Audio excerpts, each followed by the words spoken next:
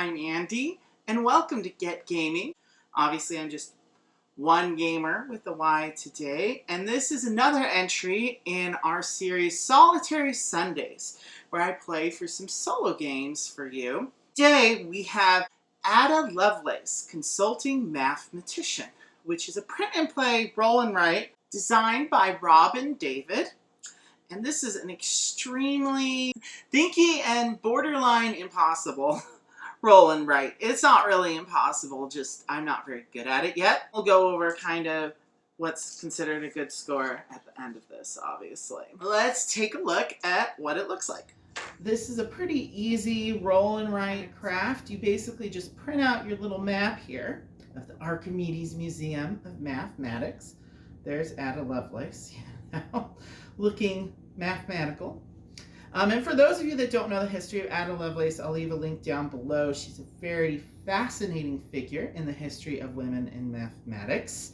She was actually the first person to design a computer program all the way in the 1800s, or at least a prototype of computer programming language.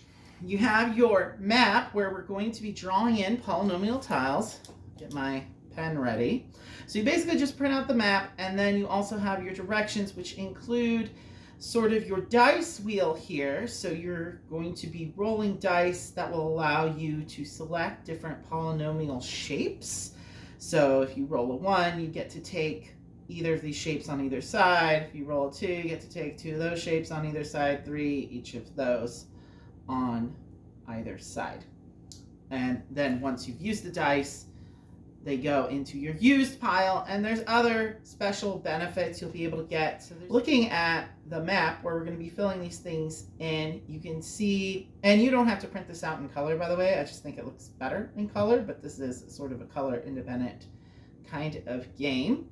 So you have different rooms like the Newton Theater, the Euler View, the Fibonacci Garden. Are you catching on to the theme here?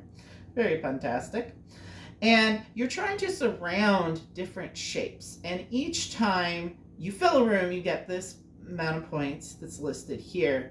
But each time you manage to completely surround one of these objects here, and there's sort of a variety of objects around here, a piece of candy, a telescope, an apple in the Newton Theater, of course. But once you surround one of these things, you get to unlock its ability over here. And there's different sorts of abilities. For the telescope, and these are kind of hard to surround. You're going to need a lot of shapes to be able to surround those. But once you do, you get to circle one of those to show that you've surrounded it. And then you have to also roll a certain number to then be able to use the ability. So surrounding it just gives you the potential of being able to use it. So here, because dice obviously is the way that you're going to have points to spend to unlock these abilities. So you can spend 2 dice at the same value to immediately move up to 3 dice from the used pile to reserve pile. Basically, that means you get to reuse dice here. I didn't explain. There's 5 rounds in the game. That's time, 5-minute increments. And once you're done with those timed increments, the game ends because you failed to solve the mystery. It's a delightful little flavor text about all this. It is the summer of 1842, and the finest mathematicians from around the world have gathered at the Archimedes Museum of Mathematics for a grand soiree. Amidst all the merriment, a terrible crime occurs: the robbery of the priceless Lubombo bone artifact. Evidence of the theft has been scattered across the museum grounds. Only Ada Lovelace, pioneer of the analytical machine and part-time sleuth, is up to the challenge of solving the crime. Time is of the essence, and she must work quickly to examine each room of the museum and assess each piece of evidence. She has only minutes before the trail goes cold. So, yes, you have exactly 20 minutes until the trail goes cold, because there's only 5 rounds, and each time you exhaust all the die, so you have 6 die, and you're rolling 2 on each turn, So basically, once you've gotten through 3 turns, the round is over, and you have to check off your little time box here, and then once time runs out, either you've achieved the score that will solve the mystery, or you haven't. And so when we get to the end, I'll probably read out the different scoring criteria. But basically, the goal to solve the crime is we're supposed to get to 75 points. And if we get any less than that, we won't have solved the crime, and there's other various flavor texts for each of those levels. So going back to these abilities, there's other things here too, like these will allow you to take these special shapes in the middle here. So that's sort of the ones that are helpful for filling in gaps. And there's no just single spot tiles. So you have to think very carefully about how you're filling stuff in, because if you leave any just single tiles, you won't be able to fill them because there's no single tiles in the game. But if you get the violin, the candy, or the bicycle, which are here, and there's a violin, in the Germain Gallery, you'll be able to spend 2 dice of consecutive values, so 1 and 2, 2 and 3, 3 and 4, to unlock 2 of these shapes here, and you mark them off on these boxes once you've used them. And of course, there's other abilities here. This martini glass allows you to re-roll dice, similar to the hat. If you get the key of the apple, then you have to have a combination of dice that equals 4 or less or 10 or more, depending which one you're going for, to do these kind of bigger shapes, helpful for filling in those bigger rooms. The teapot and the binoculars, which the teapot's there and the binoculars there in the hall, allow you just to get 7 points at the end of the game. And then you're going to score 2 points for each piece of evidence, and you're going to score the points for each complete room. The points are listed there. And then you get 7 or 3 points. If you used and unlocked these, you get 3 points for those, 7 points for these. But you have to have completely unlocked them and used them in order to get those points. Otherwise, if you just unlock them, but you didn't have the dice to actually activate their ability, you only get 2 points for each of those pieces of evidence. Without further ado, let's begin. So we're starting by rolling 2 die. So I have a 2 and a 1.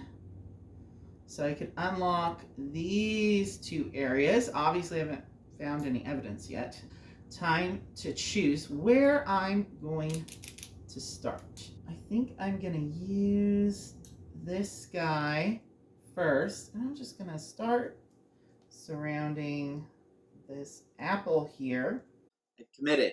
I'm doing it in pen today, so there's no erasing allowed. And so obviously once you've used it, you just put it in the little used circle. So now I could use my 2, and actually I'm going to use that exact same shape that's in between to completely surround the rest of that apple. Yay! So now, and then I've used that. Now if I have dice that equals 2 dice that equals 10 or more, I can use that then to unlock these shapes. We've already surrounded 1 piece of evidence. Yay! That's awesome. So we have 6 and 5. Well, there's some consecutive dice.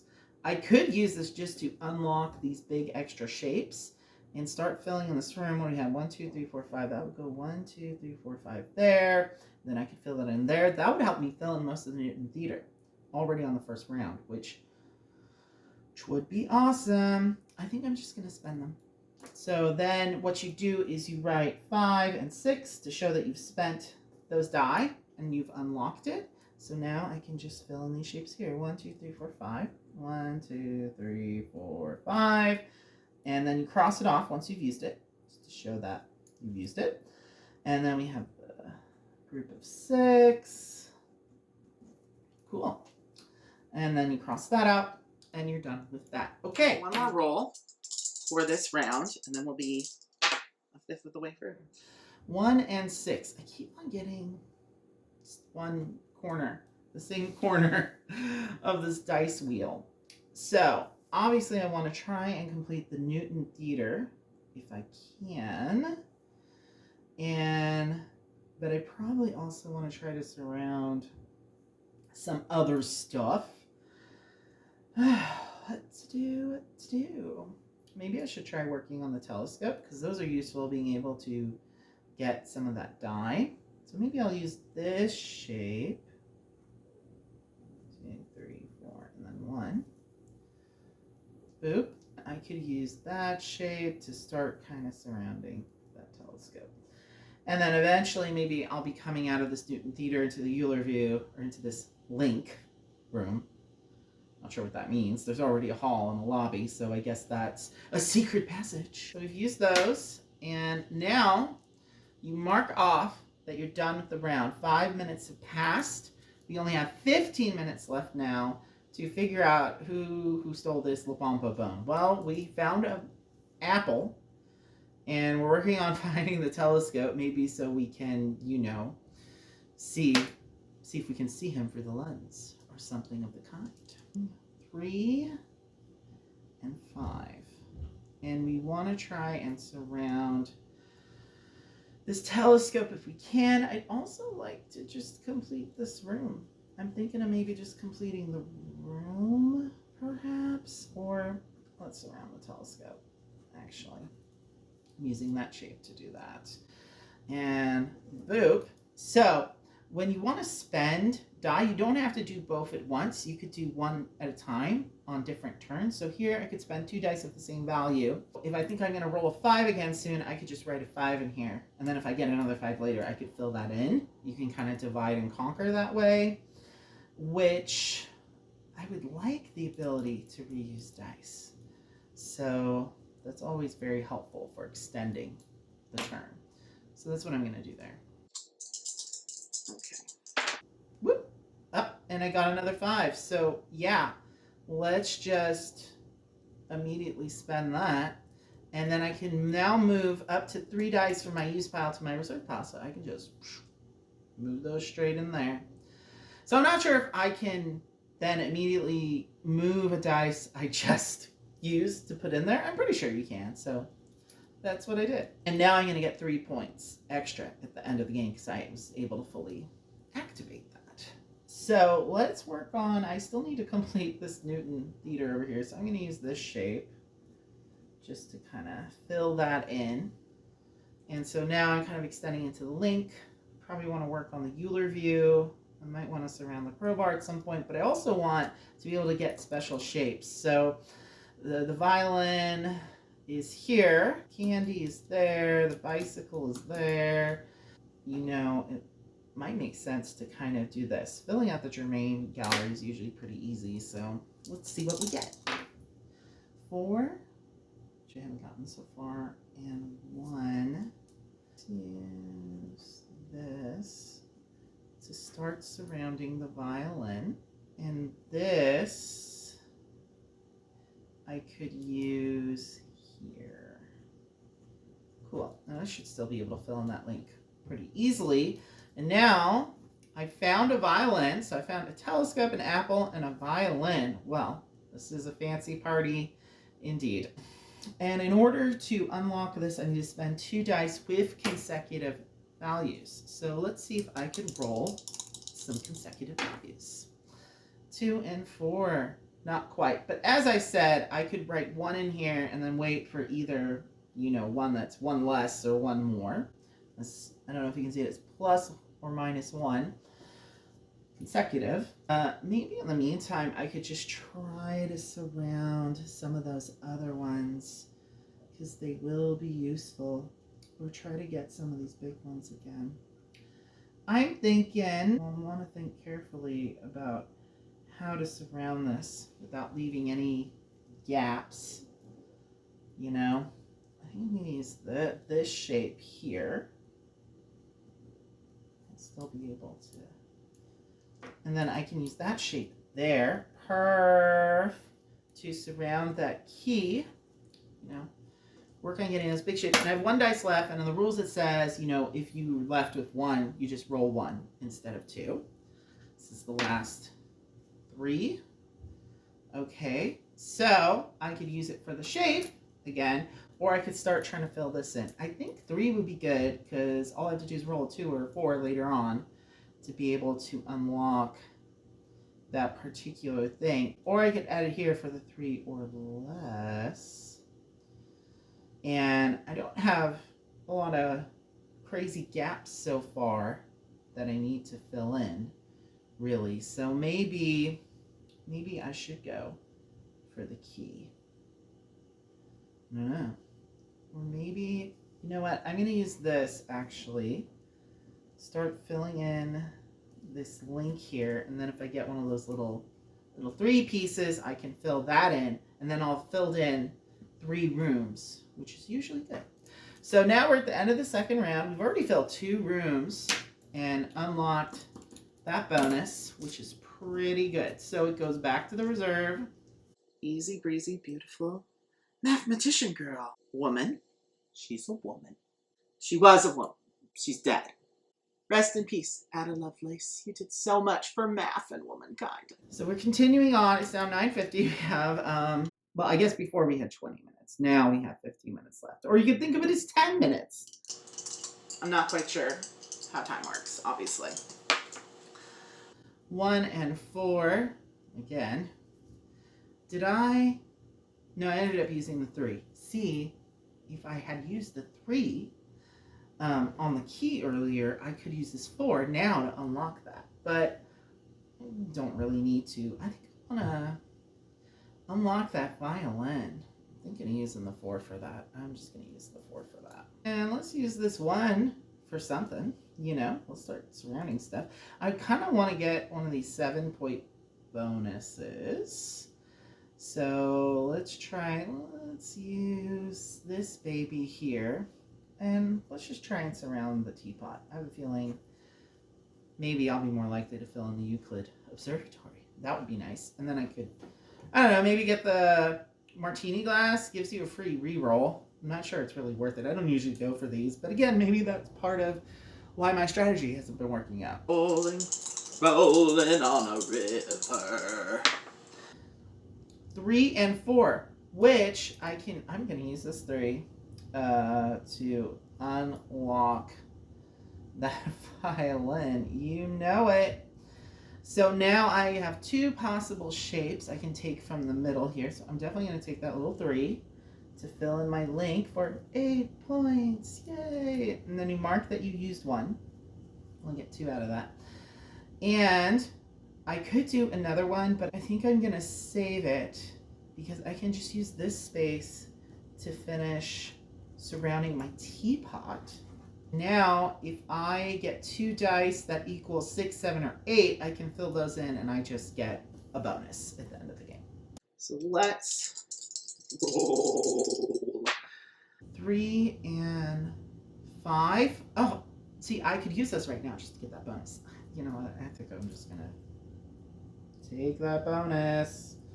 Get that 7. Okay? That's what I'm talking about. And now that's another round. That one went quickly. We only have 2 rounds left. I think we're doing okay, though. So, on to the penultimate round. 3 and 3. Did I have anything where I needed the same one? Oh, that was these. And I haven't surrounded that guy. And I really don't think it's going to happen. We did surround our teapot. We already did that. So maybe let's try to surround this other guy and get another 7-point bonus. I mean, that might be good, right? So I can use this guy. That works. Why don't I use this guy, and then I've surrounded my binoculars. Well, I had a telescope already. Now I'm using the binoculars. I would think the telescope would be more powerful, but the binoculars might help me aim more directly into the bushes of the Fibonacci garden over there from the hall window. I guess that's thematically what's going on. So I need another combination of 6 and 7 for that. 5 and 3. Well, yeah, I could just... We're just taking that bonus. Whatever. I saw something real juicy, okay, up in those bushes. Be nice if I could fill in the Fibonacci garden. Sometimes I can do it, but I gotta spend the whole game focusing on it, and it's not necessarily the most effective thing to do. So I have 2 and 1. So I already got 14-point bonuses here, plus that 3. I filled in 3 rooms. That's pretty good. I'd like to fill in the hall, I think. I'd also like to get more of these small shapes by surrounding either the bicycle or the candy. I'll should I focus on? Either the hall, that's an extra 8 points, or trying to go for that to get those small things. But I've been doing a pretty good job of not having a lot of awkward gaps. So we're going to work on just filling out the hall right now. And then we'll see what transpires later. Maybe I'll use that. I'll use that one here, which could be either of these. Well, let's just say I use that one. And maybe I'll use this one over here. 1, 2, 3, 4, tell me that you love me more. And that's actually the end of that round. That went fast. But I filled in the hall, so I feel like I'm doing pretty good. We'll see when we calculate the points at the end. Whoop, whoop, 3 and 4. Well, I didn't need anything consecutive. I do still have the key. And I needed 4 or less, right? So if I put in the 3 though, I need to roll a 1 at some point in this round. Let's do it. Might as well. And what do I think I'm going to be able to fill in? Not a lot. You kind of gave up on the Euclid Conservatory a little bit. Not completely. But I don't know if it's going to be worth it at this point. I should try to surround one of these other things. Maybe. Probably. That is what I shall do. I'll use this shape. Maybe here. Why not? Pourquoi pas? I'm kind of feeling like I've gotten as many points as I'm probably gonna get. But we'll see. Oh, and I still need to roll that 1. So we should try to surround this. So I'll use that to do that. So we got that bicycle. And I just need some consecutive stuff, so I'm going to use the 4 there. Don't even care at this point. Last 2. Be good. Oh, I need to roll a 1. Oh, no. None for me with that key. I don't know how much good I would have done anyway. 3 and 4. So, what can I do? I don't think... Well, I can use the 3 here for sure. Let's just get some of those small shapes up in there.